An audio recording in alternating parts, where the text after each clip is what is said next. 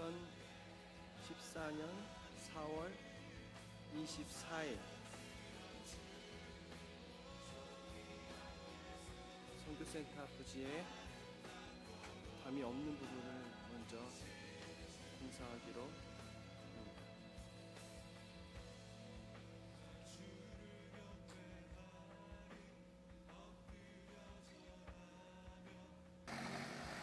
(5월 2일) 복토를 시작하였습니다.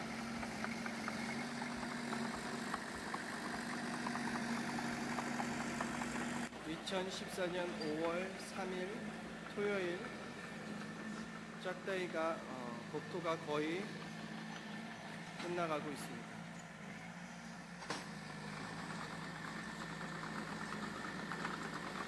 (2014년 5월 3일) 복토가 완료되었습니다.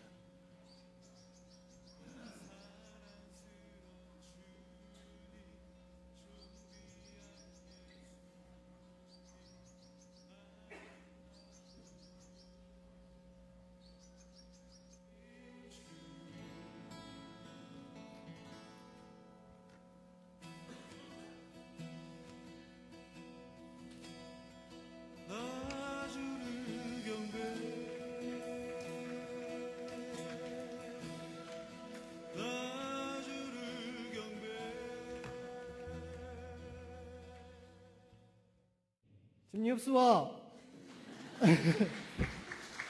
봉폰 땡아크니어 썩스바이 때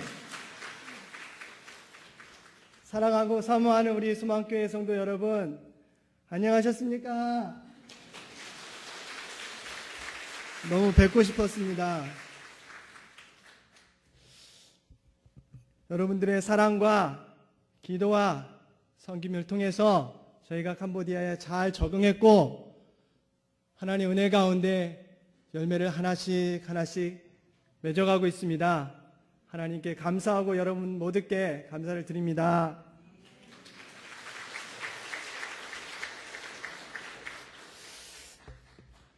오늘 말씀에 앞서 성도님들께 질문을 드리고 싶습니다. 저희 가정을 캄보디아로 파송해 주셨는데요. 무슨 목적을 가지고 저희를 파송하셨습니까? 저희가 캄보디아에 가서 무엇을 하기를 원하십니까? 물론 궁극적으로 보면 하나님께서 저희들을 그곳에 보내셨죠. 그렇다면 하나님께서는 저희가 캄보디아에서 무엇을 하기 원하실까요? 오늘 본문을 통해서 함께 이 답을 찾아보며 은혜를 나누고자 합니다. 오늘 말씀에 하나님은 아브라함의 방패다, 큰 상급이라고 선포하십니다. 하나님은 아브라함의 방패입니다. 하나님은 아브라함의 큰 상급입니다. 그리고 이 말씀을 하나님의 말씀으로 믿는 아브라함의 믿음에 자손된 우리에게도 하나님은 방패요 상급이십니다. 하나님은 여러분 한 분의 방패요 상급임을 잊지 마십시오. 이 얼마나 놀라운 선포입니까? 이 말씀의 가치를 알기 위해서 좀 더 자세히 본문을 통해서 살펴보기 원합니다. 방패는 무기입니다. 화를 막아내고 창과 검으로부터 몸을 보호합니다. 상급은 무슨 뜻일까요?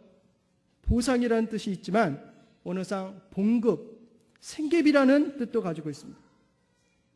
방패는 보호라는 내적인 의미를 가지고 있다면 상급은 공급이라는 외적인 의미도 내포하고 있습니다. 어떤 설교가는 오늘날 사람들에게 방패는 배경이라고 말합니다. 부모가 부자거나 지위가 높으면 자식이 살아가는데 큰 방패막이 됩니다.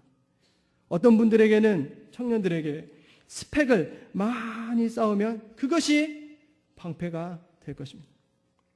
상급은 연봉이라고 하면 되겠죠. 여러분들은 방패와 큰 상급이 있으십니까? 여기서 저는 왜 하나님께서 이 말씀을 아브라함에게 주셨는가를 살펴보기 원합니다.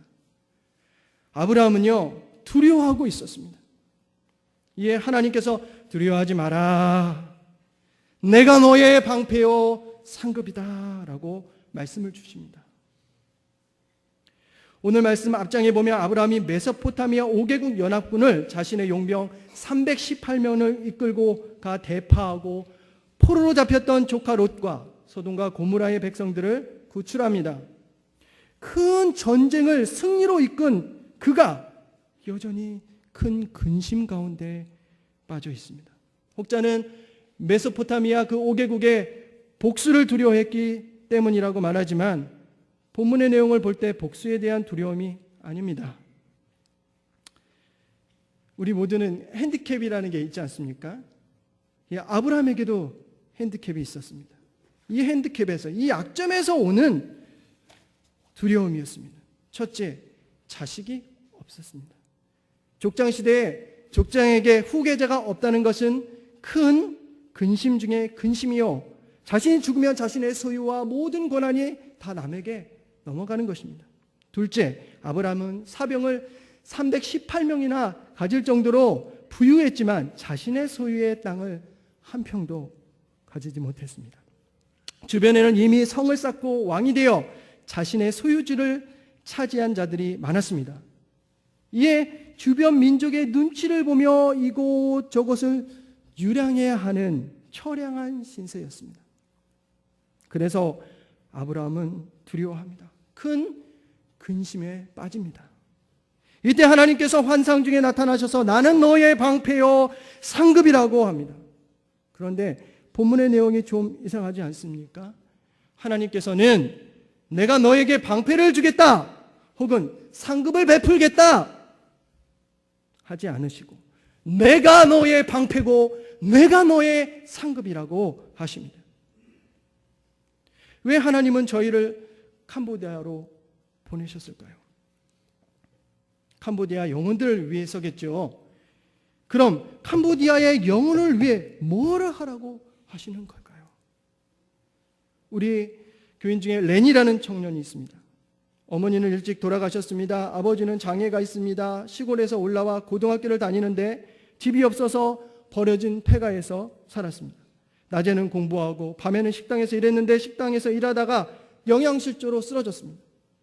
직장을 잃었습니다. 그나마 살던 폐가 주인이 또 나가라고 쫓아냅니다. 내게 필요한 것은 과연 무엇일까요? 폴리카라는 주일 학생이 있습니다. 어머니가 일찍 돌아가시고 아버지는 정신병이 있어 약을 안 먹으면 가족들을 구타합니다. 주일날 보통 제가 예배를 끝난 다음에 아이들 그 피부병을 치료해 주는데요.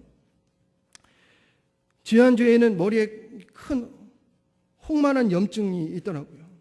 몇 주 동안 제가 발 주위에 그 피부병을 치료하느냐 머리를 못 봤는데 그 사이에 그렇게 큰 염증이 생겼습니다. 가족 중 그 누구 하나도 신경 써주지 않습니다. 이 아이에게 무엇이 필요할까요? 이들에게 필요한 것은 방패와 상급인 줄로 믿습니다. 그럼 제가 이들의 방패와 상급이 될 수 있을까요?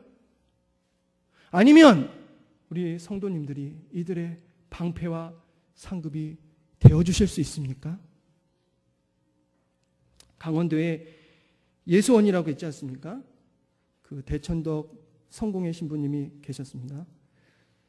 이번에 할아버님은 루벤 아츠토레이 목사님으로 아레 토레이 목사님으로 우리가 많이 알고 있는데 그 미국 대각성 시대 때 D.L. 무디 목사님과 함께 말씀을 강하게 선포하던 분이고 그 아버지는 중국 선교사셨는데 한쪽 팔을 선교 중에 잃고 공산화가 되면서 추방되셨다가 1952년에 한국전쟁 직후에 한국에 들어오셔서 전쟁으로 인해서 장애 입은 자들을 위해서 평생을 사셨습니다. 그리고 이 대천적 신부님 역시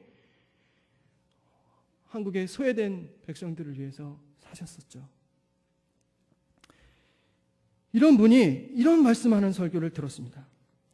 가난은 아무리 도와줘도 해결할 수 없습니다.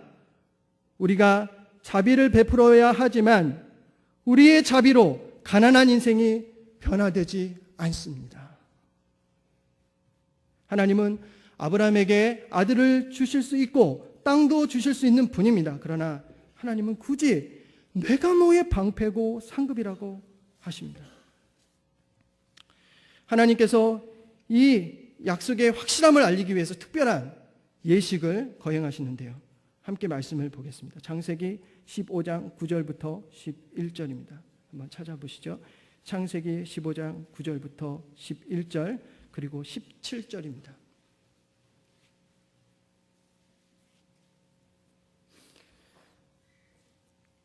자, 함께 읽겠습니다. 9절부터입니다. 시작. 여호와께서 그에게 이르시되 나를 위하여 3년 된 암소와 3년 된 암염소와 3년 된 수양과 산비둘기와 집비둘기 새끼를 가져올지니라. 아브라함이 그 모든 것을 가져다가 그 중간을 쪼개고 그 쪼갠 것을 마주대하여 놓고 그 새는 쪼개지 아니하였으며 손개가 그 사체 위에 내릴 때에는 아브라함이 쫓았더라. 17절입니다. 시작. 해가 져서 어두울 때에 연기나는 화로가 보이며 타는 횃불이 쪼갠 고기 사이로 지나더라. 이 예식은 고대 메소포타미아 지역 언약식과 유사합니다. 동물을 죽여 둘로 가르고 약속의 대상자들이 함께 그 사이를 지나갑니다. 만일 약속을 어긴다면 이 짐승처럼 처참하게 찢겨져 죽겠다는 것입니다. 이제 하나님은 그 약속하신 것을 반드시 지키셔야 합니다. 그리고 아브라함 역시 온전히 하나님을 믿고 신뢰하며 완전히 하나님만을 쫓아야 합니다. 그런데 우리가 아는 것처럼 우리가 하나님을 완전하게 따를 수가 있습니까? 아브라함 역시 그럴 실력이 없습니다. 이제 아브라함은 찢겨져 죽어야 합니다. 그런데 오늘 언약에는 하나님의 임재의 상징인 횃불만이 쪼개진 짐승 사이를 지나갑니다. 하나님께서 홀로 그 모든 언약을 지키시겠다는 것입니다. 아브라함이 죽어야 하는 것까지 하나님이 대신 죽어주시겠다는 것입니다. 그것을 통해서 하나님이 방패와 큰 상급이 되는 약속을 반드시 지키시겠다는 것이죠. 성경에 하나님께서 온전히 인간의 방패와 상급이 되신 적이 한 번 나오는데 에덴의 아담과 하와에게 하나님은 방패와 상급이셨습니다. 그런데 죄로 물든 인류는 하나님을 이제 방패와 상급으로 받을 수 없게 됐습니다. 그런데 하나님께서 대신 죽으심으로 회복해 주시겠다는 것입니다. 여러분, 오늘 언약에 쓰여진 짐승들과 구약에 제물로 드려졌던 수많은 소와 양과 염소들은 바로 우리를 위해서 찢겨져 죽으신 예수님을 상징합니다. 오직 예수 그리스도를 통해서만 우리는 하나님을 방패와 상급으로 받게 됩니다. 그러므로 저희가 캄보디아에 있는 이유가 오직 유일한 소망이신 예수 그리스도를 전하기 위해서입니다. 제가 예수님을 믿은 후에, 그리고 여러분들이 예수님을 진정으로 영접한 후에 어떤 일이 있었습니까? 하나님은 저와 여러분의 방패와 상급이 되셨습니다. 저는 부자 아버지도 없고 거액의 연봉도 없습니다. 그러나 하나님은 항상 저의 방패가 되셨습니다. 죄와 죄책으로부터 저를 막아주셨고 모든 악으로부터 건져주셨습니다. 한 번도 하나님의 공급이 부족한 적이 없습니다. 저와 여러분 압니다. 하나님께서는 항상 자녀들에게 가장 좋은 것을 풍성하게 내려주십니다. 그래서 신자는 우리가 원하는 것이 당장 손에 잡히지 않아도 무화과 잎이 마르고 포도 열매가 없으며 감람나무 열매 그치고 논밭에 식물이 없고 심지어 외양간에 소는커녕 송아지 한 마리 없어도 여호와로 인해서 즐거워하고 구원의 하나님으로 인해 기뻐합니다. 캄보디아 영혼들에게 정말 필요한 것은 예수 그리스도입니다. 거처가 없던 렌에게 하나님께서 친구와 살 수 있는 전보다 더 좋은 방을 주셨고 다시 식당에서 일할 수 있게 해주셨습니다. 더 놀라운 것은 이 모든 어려움을 통해 렌의 입술에 이런 기도가 나옵니다. 그녀 뻥러 뿌리아점자 그녀 뻥러 뿌리아점자 나는 하나님 의지합니다. 현재 필요한 것도 예수님이요. 마지막 주님 앞에 설 때 죄의 저주를 막아주실 방패도 예수요. 우리의 소굴을 하나도 잊지 않고 눈물을 닦아주시며 칭찬의 사랑을 주실 분도 예수요. 우리 하나님입니다. 그럼 왜 우리가 선교센터를 굳이 캄보디아에 건축을 해야 합니까? 저는 이 질문에 답을 얻기 위해서 오랫동안 참 무거운 마음으로 기도했습니다. 어느 날 이 질문에 대해 신음하며 기도하는데 마음에 이런 영상이 떠올랐습니다. 그 선교센터 부지를 이렇게 파는데요. 크리스탈 그릇에 갖가지 아름다운 보석들이 가득 담겨 있는 거예요. 근데 문득 그런 생각이 들었습니다.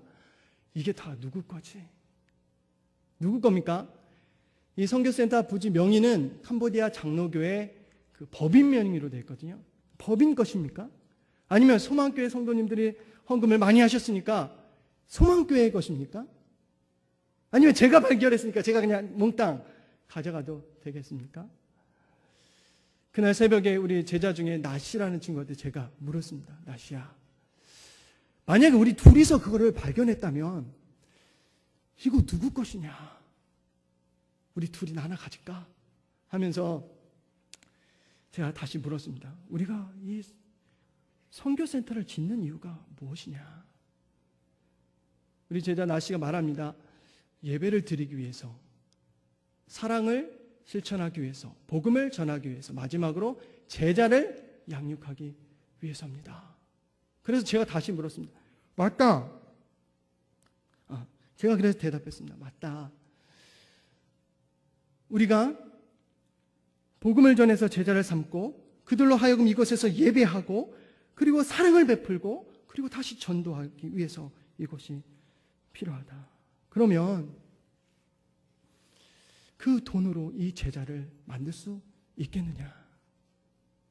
여러분 생각엔 어떠십니까? 돈으로 장학금을 줘서 좋은 학교 보내서 지식은 쌓을 수 있겠지요.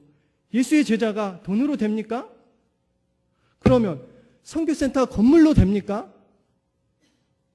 하나님은 제 심장 깊이 이렇게 말씀하시는데요. 기도와 눈물과 땀이다. 그럼 왜 건물을 짓게 하십니까? 기도와 눈물과 땀은 건물이 없어도 흘릴 수 있는데요. 바로 너 대원이로 기도와 눈물과 땀을 더 흘리게 하기 위함이다.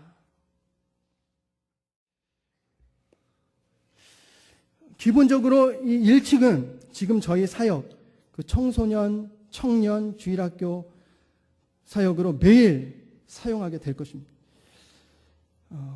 이제까지 하나님께서 저희의 사역을 이끌어 주신 것을 생각할 때 이제 하나님의 섭리가 있어서 1층 예배당이, 1층 교회당이 꼭 필요하게 됐습니다.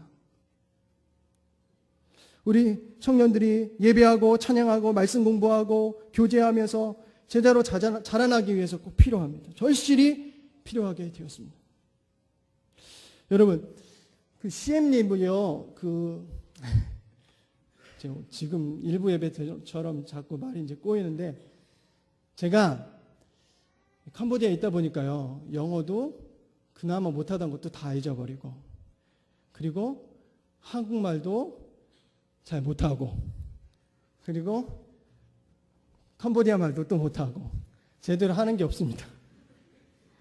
좀 양해해 주시고 좀 이렇게 말이 꼬여도 이해해 주십시오.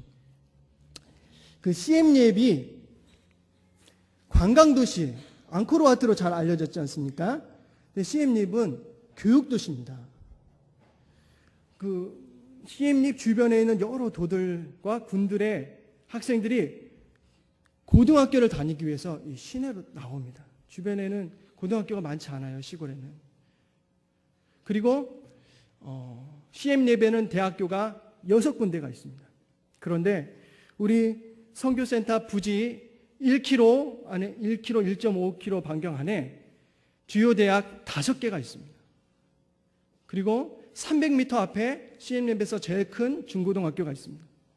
그리고 주변에 1km, 2km 안에 중고등학교가 2개가 더 있습니다. 하나님께서 이 캄보디아, 이 젊은이들, 이 어린이들, 캄보디아 교회의 미래를 이끌고 갈 이들을 위해서 이 장소를 예배하셨다고 저는 믿고 있습니다. 하나님께서 이것을 사용하실 것입니다.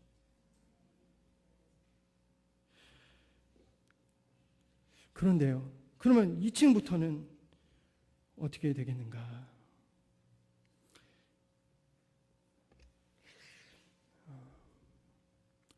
2층, 3층은 단기 선교사, 장기 선교사 숙소지 않습니까? 한국에서 단기 선교사님들이 오시면 저희들을 이제 도와주시잖아요. 전에 왔던 단기 선교사도 저에게 큰 도움이 됐습니다. 위로도 되고 힘이 됐습니다.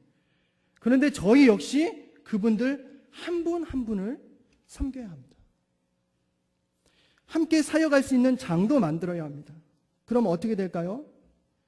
자칫 잘못하면 하나님의 뜻, 하나님의 계획이 무시되고 우리의 만족을 위해, 우리를 위해 사역이 진행되고 사람들을 동원하는 무리수를 둘 수도 있습니다.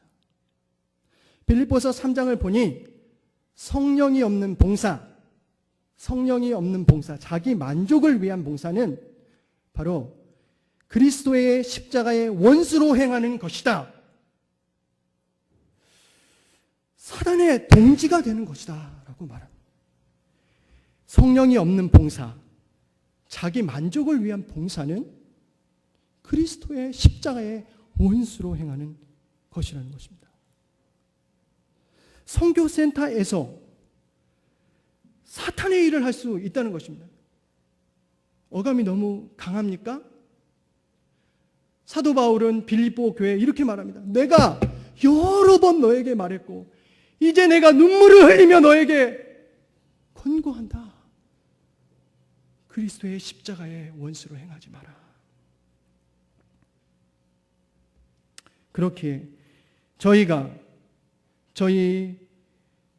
캄보디아에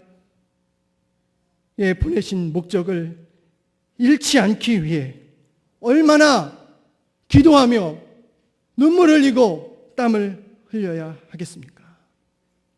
성도 여러분, 선교센터가 지어지면 여러분들이 단기 선교사로 파송되셔서 오셔야 합니다. 여러분들이 오셔야 합니다. 여러분들이 오셔야 됩니다. 저를 보십시오. 여러분들이 오셔야 됩니다. 여러분들이. 선교센터에 오신 분들이 인생의 고달픔을 잠시 내려놓고 힘을 얻으시기를 바랍니다. 청년들이 시야를 좀 더 열고 한국에서는 상상할 수 없을 정도의 어려움 속에서 소망을 잃지 않는 우리 캄보디아 청년들을 보면서 도전을 받으시기를 바랍니다. 그러나 이것이 이 선교센터 캄보디아 소망교회 교회당의 목적이 다가 아니라는 것을 아실 것입니다. 저와 함께 이 짐을 져주십시오. 함께 눈물로 기도해 주십시오. 저희 캄보디아 소망교회는, 저희 제자들은 영적으로 보면 어린아이처럼 하얀 백지입니다. 이 교회에 말로가 아니라 장로님이 오신다면 성경이 말하는 장로가 무엇인지를 직접 몸으로 보여주십시오. 그래서 이들이 그런 장로가 될 수 있게 해주십시오. 집사님이 오신다면 땀을 흘리며 성경이 말하는 그 집사가 무엇인지를 이들에게 보여주십시오. 그들이 그런 집사가 될 것입니다. 청년들이 오신다면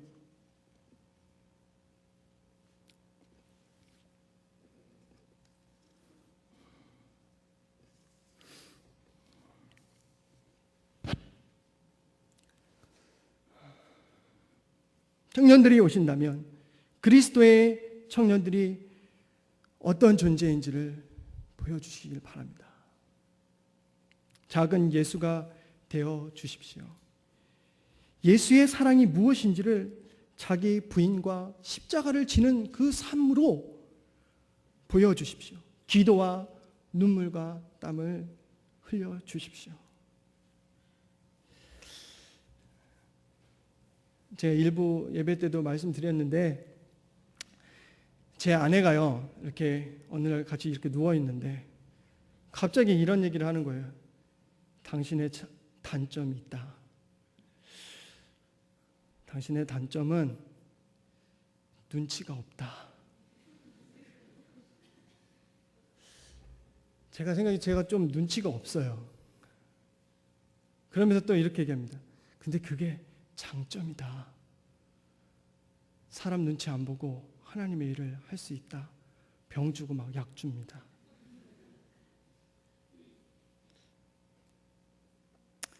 이제 헌금에 대해서 말씀을 드리겠습니다.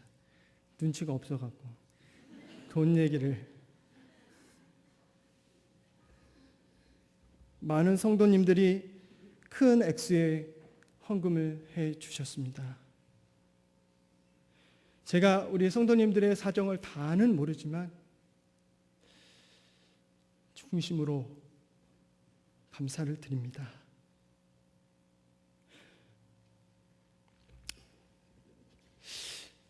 이제 모두가 함께 동참해 주십시오. 하나님께서 제게 주신 감동이 있는데요. 캄보디아에 개미들이 정말 많아요. 심지어 저희 이제 전기밥통 있잖아요. 전기밥솥에도 들어와서 그 밥을 먹다가 뜨거워서 데워 죽습니다. 제가 오늘도 오기 전에 그 밥솥 뒤에다가 그 스프레이로 막 그 밥솥, 전기밥솥 뒤에다 막 뿌렸습니다. 거기 개미집을 져서. 그렇게 개미가 많습니다. 어느 날 새벽에 제가 이제 그 예배 오게 하기 위해서 교회 문을 열러 가는데 개미들이 길게 늘어서서 길을 만들어 놨더라고요. 작은 개미지만 함께 힘을 모으면요, 이 당대상만한 그런 집도 집니다. 함께 동참해 주십시오. 저의 마음속에 그런 감동이 있었어요. 이제까지 너희와 함께 눈물과 땀으로 섬김으로 함께했던 그분들이 모두 다 동참했으면 좋겠다.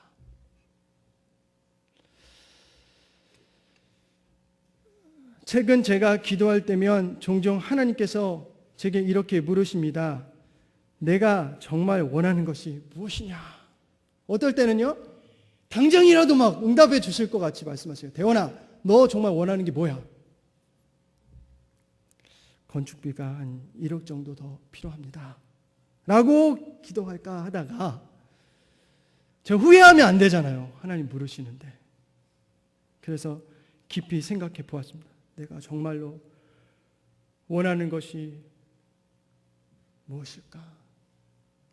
제가 처음 예수님을 믿었을 때나 지금이나 앞으로 제가 정말 원하는 것은 내 평생 소원 이것뿐 주의 일 하다가 이 세상 떠나가는 날 주 앞에 서리라. 내 평생 소원 이것뿐 주의 일 하다가 이 세상 떠나가는 날 주 앞에 서리라.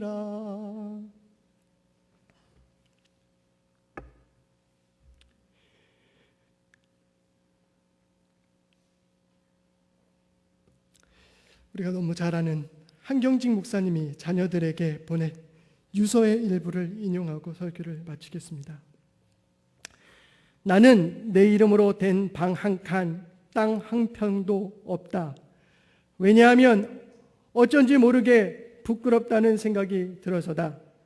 내가 너희에게 줄 수 있는 것은 이것이다. 좋은 씨를 뿌리는 자가 되어라. 만나는 이에게 전도하고 사랑할 수 있으면 사랑을 베풀고 기회를 놓치지 말고 선한 사업에 동참하라. 기도하겠습니다.